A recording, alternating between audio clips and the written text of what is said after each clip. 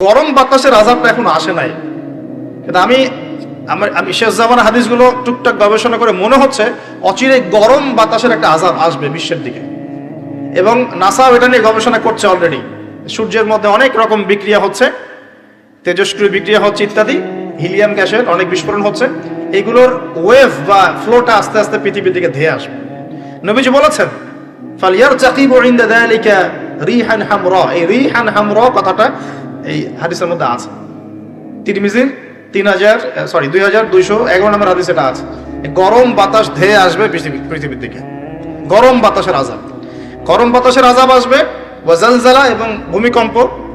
অন্য হাদিসে আসছে সানাওয়াতু জালাজিল, ভূমিকম্পের বছরগুলো। আর আসছে মুতারুন শাদীদ, বড় মহামারী। আর খসফুন মানে যে জমিন ধসে যাওয়া, মাসখান মানে চেহারা আকৃতি বিকৃত হয়ে যাবে। আর কযফান একটা আছে, কযফান মানে পাথরের বৃষ্টি বর্ষিত হবে। এই আযাবগুলো কখন আসে? এই পাপগুলোতে মানুষ যখন লিপ্ত হয়।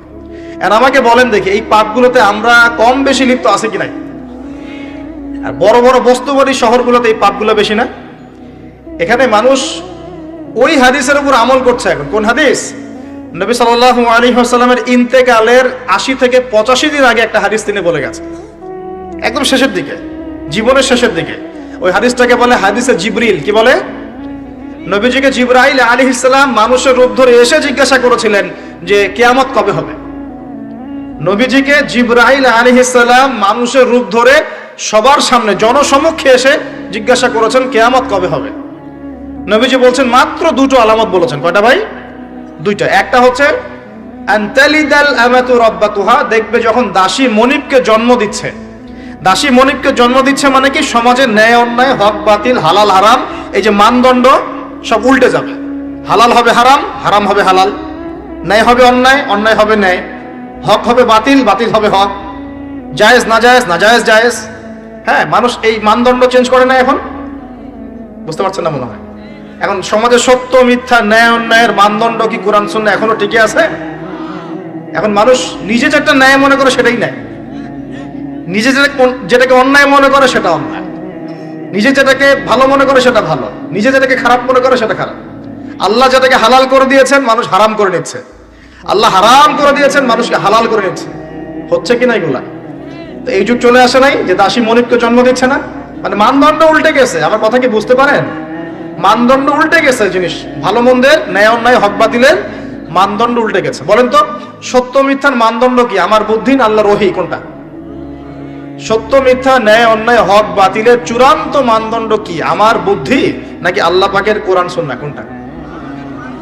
কিন্তু সমাজে কি সেটাই বাস্তবায়িত আছে 100%? 50%ও কি আছে? তো এই সমস্যাটা কি চলছে কিনা? তার মানে কি আমাদের এই বড় আলামতটা আমরা দেখছি কিনা? দেখছি। গেল দুই নাম্বারটা নবী বলছেন আনতারাল হুফাতাল উরাতাল আলাতা রিয়া আশাই ইয়াতাতাওয়ালুনা ফিল বুনিয়ান। নবীজি বলছেন যখন দেখা যাবে সমাজের সবচেয়ে দরিদ্র শ্রেণীর মানুষ, স্যান্ডেল কেনার টাকা ছিল না, কাপড় পরার টাকা ছিল না, এই শ্রেণীর মানুষ, রাখাল মানে গরু ছাগল চড়াতো, এই শ্রেণীর মানুষ উঁচু উঁচু অট্টালিকা নির্মাণের প্রতিযোগিতা করবে। ভালো করে বোঝেন, নবীজি বলছেন না ধনীরা, সমাজের ধনীরা অট্টালিকা নির্মাণের প্রতিযোগিতা করবে। নবীজি এই কথা বলছেন না হাদিসে। নবীজি বলছেন সবচেয়ে দরিদ্র শ্রেণীর মানুষ, রাখাল শ্রেণীর মানুষ, স্যান্ডেল নাই, গায়ে জামা নাই, এরা উঁচু উঁচু অট্টালিকা নির্মাণের প্রতিযোগিতা করবে। করছে কিনা? কিভাবে সম্ভব এই শ্রেণীর মানুষের অট্টালিকা নির্মাণ না, নির্মাণের কম্পিটিশন করা কিভাবে সম্ভব? এক, সুদের মধ্য দিয়ে; দুই, করাপশন দুর্নীতির মধ্য দিয়ে; তিন, অন্যের সম্পদ আত্মসাৎ করার মধ্য দিয়ে। এই সমস্যাগুলো চলছে কিনা সমাজে? এরাই যখন 10-20 তলা বিল্ডিং উঠাবে তখন তো আর মানুষকে মানুষই মনে করবে না। বুঝতে পারছেন না মনে হয়? এদের তো কোনো পড়াশোনা নাই, কোনো ব্যক্তিত্ব নাই, কোনো দ্বীনি ইলম নাই, রুচিবোধ নাই, কালচার না, সামাজিক না, এর তো মানে অসামাজিক। এরা যখন, এদের হাতে যখন আপনি সম্পদ চলে যাবে, এরা তো সাধারণ মানুষকে মানুষই মনে করবে না, গরিব মানুষকে কিছুই মনে করবে না, ও মনে করবে আমি সবকিছু। আমরা দেখেছি যার একটা বাড়ি আছে ঢাকায়, ও মানুষকে মানুষই মনে করে না, মানুষকে মানুষই মনে করে না, যে মনে করে আমি শহরের মালিক। হ্যাঁ, কি একটা অবস্থা মানুষের মধ্যে, যে কি অহংকার, কি আত্ম অহংকার, এই দালান কোঠার যে অহংকার, এই সমস্যাগুলো হলে আল্লাহ ভূমিকম্পতে ধসায় দিবেন না? দেখেন নাই কয়দিন আগে কি হলো? গতকালকে যে কোটিপতি ছিল তার পরের দিন রুটি নিয়ে দাঁড়ায় আছে। গতকালকে আইসক্রিম বিক্রি করেছে নাচানাচি করে, তার পরের দিন বসে আছে, কিচ্ছু নাই। আল্লাহ পাক এই পাপগুলো দেখে সবর করেছেন, ধৈর্য ধরেছেন। ধৈর্য ধরে একসময় যখন আল্লাহ পাকের আযাব চলে আসছে, একবারে সব সমল উৎপাদিত করে দিচ্ছে। আমরা তো কারো দুঃখে খুশি না, বরং এগুলো সারা দুনিয়ার মুসলমানদের জন্য শিক্ষা। সারা দুনিয়ার মুসলমান যে যেখানে আছি, আমাদের সবার জন্য এটা শিক্ষা। যদি এই পাপগুলোতে আমরা লিপ্ত হই, আল্লাহ পাক ছাড় দিলেও ছাড়বেন না। আল্লাহ পাক ছাড় দিবেন কিন্তু ছাড়বেন না। মানুষের মধ্যে এখন সম্পদের যে অহমিকা, গরিব মানুষকে মানুষই মনে করে না, খেটে খাওয়া মানুষকে মানুষই মনে করে না। রিক্সাওয়ালা, যারা নিম্নবিত্ত, নিম্ন মধ্যবিত্ত, চা বিক্রি করে, পানের দোকান করে, হালাল খায়, কৃষক, এই মানুষগুলোকে এখন বড় লোকরা মানুষই মনে করে না। যাকাত তো দেয়ই না, যাকাত তো তার উপরে ছিল ফরজ, ওই যাকাত তো দেয়ই না যে এই খাবার তার কাছে পৌঁছাবে। উল্টা কিভাবে তাদের সম্পদ লুটে বুটে খাওয়া যায় সেই বুঝ। আবার দিলেও যে কত শর্ত, বাপরে বাপ। তো কিছুটা মনের কষ্ট থেকে বললাম কথাগুলো আর কি, যে আসলে আপনি যখন কোরআন এবং সুন্নাহর জ্ঞানী হবেন না, তখন অন্যকে সম্মান দিতে পারবেন না। আমরা বড় বড় স্লোগান দিই যে অমুক অমুকের সেবক, অমুক অমুকের সেবক। আসলে সেবা সত্যিকার অর্থে করছি? আল্লাহ পাক তার রাসূলের মাধ্যমে জানিয়েছেন, এই হাদিসটা একটু শোনেন তারপর সামনে যাই। আল্লাহ পাক তার রাসূলের মাধ্যমে আমাদেরকে জানিয়েছেন, শোনো, আলা কুল্লুকুম রাইন, তোমাদের প্রত্যেকে হচ্ছে দায়িত্বশীল। তোমাদের প্রত্যেকেই দায়িত্বশীল। কেউ পরিবারের দায়িত্বশীল, কেউ ব্যবসা প্রতিষ্ঠানের দায়িত্বশীল, কেউ তোমার চাকরির প্রতিষ্ঠানের দায়িত্বশীল, কেউ সামাজিক দায়িত্বে আছো, কেউ প্রশাসনে, কেউ পররাষ্ট্র ইত্যাদি। তোমাদের প্রত্যেকেই দায়িত্বশীল। কুল্লুকুম রাইন ওয়া কুল্লুকুম মাসউলুন আন রাইয়াতি, এবং তোমাদের প্রত্যেককে যার যার দায়িত্ব সম্পর্কে আল্লাহ কিয়ামতের মাঠে জিজ্ঞাসা করবে। আমরা কি উত্তর দেওয়ার জন্য প্রস্তুত আছি ভাই? সবার আগে আমি দেখি, আমি আমার উপর দায়িত্বশীল না? মনে করেন আমি বা আমাদের মতো যারা আছেন, যারা দায়ী ইলাল্লাহ, আলেম ওলামা, যারা উম্মার জন্য ভালো চিন্তা করেন, জনগণকে পথ দেখানোর চেষ্টা করেন, তাদের উপর সবচেয়ে বড় আমানত হচ্ছে কোরআন এবং হাদিস। তাদের উপর সবচেয়ে বড় আমানতটা কি? কোরআন এবং সুন্নাহ। এই জ্ঞানটাকে সত্যটাকে স্পষ্ট করে দেওয়া, এটার আলোকে সত্য মিথ্যাকে স্পষ্ট করে দেয়া। কতজন মানুষ এই কাজটা করতেছে? রিজিক, টাকা পয়সা, উন্নয়ন সবকিছু আল্লাহ পাকই দিবে ইনশাআল্লাহ। আল্লাহ দিবেন না? ইসলামপন্থীদের হাতেই সবচেয়ে বেশি রিজিক থাকবে ইনশাআল্লাহ। ইসলামপন্থীদের হাতেই সবচেয়ে বেশি সচ্ছলতা থাকবে ইনশাআল্লাহ। আর আগামীতে যে দিন আসতে যাচ্ছে, যে অর্থনৈতিক সংকটময় বিশ্ব আসতে যাচ্ছে, এই সময় যে কোরআন সুন্নাহর আলোকে ইকোনমিক্স ঢেলে সাজাবে, সেই পার পাবে, আমরা কেউ পার পাবে না। বিশ্বাস করছেন না? দেখে নিয়ে, যাকাত যদি এখনো চালু না হয়, তাহলে গরিব মানুষের পেটে এবার লাথি মারা হবে সামনে। দেখে নিয়ে, যাকাত চালু করতে হবে। খালি কোটি কোটি টাকা প্রতি মাসে মাসে কামাই করব, যাকাত দিব না, এটা বাদ দিয়ে দেন। যাকাত যে দিবে না সেও বিপদে পড়বে, যাকাত যাকে দেয়া হবে না তারও অর্থনৈতিক মন্দা শুরু হয়ে যাবে। যাকাত আল্লাহ পাক দিয়েছেন কোরআনের অর্থনীতি মানে যাকাত। কোরআনের অর্থনীতি মানে ব্যবসা। কোরআনের অর্থনীতি মানে সাদাকা। কোরআনের অর্থনীতি মানে কৃষিভিত্তিক অর্থনীতি। এই পুরো বিষয়গুলোর মধ্যে সারা বিশ্বের অর্থনীতি পড়ে যায়। কিন্তু এখন আমরা এগুলো সব না হলেও অনেকগুলো অংশ সরিয়ে দিয়ে সুদ চালু করে এটা দিয়ে খাচ্ছি আর কি। সুদের পরিণাম ধ্বংস হবেই হবে, আজ হোক আর কাল হোক, সুদ ধ্বংস হবেই হবে। সারা দুনিয়া এখন দেখছে যে সুদ কিভাবে ধ্বংস হয়। সারা দুনিয়া এখন দেখছে সুদ কিভাবে ধ্বংস হবে। মনে রাখবেন, এর ফলে শুধু এক শ্রেণীর মানুষই লাভবান হবে। কোন শ্রেণী? যারা বুর্জোয়া শ্রেণী, যারা পুঁজিবাদী শ্রেণী, যারা ধনিক শ্রেণী, যাদের হাতে সম্পত্তি কুণ্ঠিগত থাকবে, এরা হয়তো পার পেয়ে যাবে এই দুনিয়াতে। কিন্তু মধ্যবিত্ত শ্রেণী আর নিম্ন মধ্যবিত্ত শ্রেণীর জীবনে এমন দুর্ভোগ নেমে আসবে সামনে, দেখে নিয়েন কি হয়। সুদের পরিণতি হচ্ছে ধ্বংস। সুদের পরিণতি মানেই ধ্বংস। সুদ যখন চালু হবে তখন আল্লাহ পাক কোরআনে বলছেন, ও যে ব্যক্তি সুদ খেলো সে যেন আমার এবং আমার নবীর সাথে যুদ্ধ করলো। একটা বলি তাহলে বুঝবেন, সূরা বাকারায় 200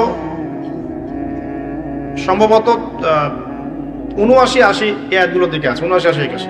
আল্লাহ পাক বলছেন, ইয়া আইয়ুহাল্লাযীনা আমানু, হে মুমিনগণ, ইত্তাকুল্লাহ, তোমরা আল্লাহকে ভয় করো। আল্লাহর কথা সহজ না? তোমরা আল্লাহকে ভয় করো। ওয়াযারু মা বাকিয়া মিনার রিবা, সুদ ছেড়ে দাও, সুদের অবশিষ্ট অংশ ছেড়ে দাও, মানে সুদ ছেড়ে দাও। ওয়া ইল্লাম তাফআলু, যদি তোমরা সুদ না ছাড়ো, ফাআযানু বিহারবিন মিনাল্লাহি ওয়া রাসূলিহি, তাহলে আল্লাহ এবং তার রাসূলের সাথে যুদ্ধের ঘোষণা শুনে রাখো। কার কথা এটা? আমি বানিয়ে বললাম? আপনার কিতাব, এই কিতাব আপনার বাসায় নাই? আপনি কি এই কিতাবের জন্য জীবন দিতে চান না?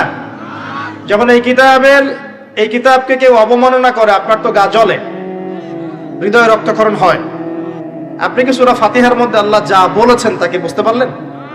এই যে আয়াত একটা তেলাওয়াত করলাম, আপনি পড়তে পারলেন, ইয়া আইয়ুহাল্লাযীনা আমানু তাকুল্লাহা ওয়া যারু মা বাকিয়া মিনার রিবা ইন কুনতুম মুমিনিন ওয়া ইল্লাম তাফআলু ফাআযানু বিহারবিন মিনাল্লাহি ওয়া রাসূলিহি।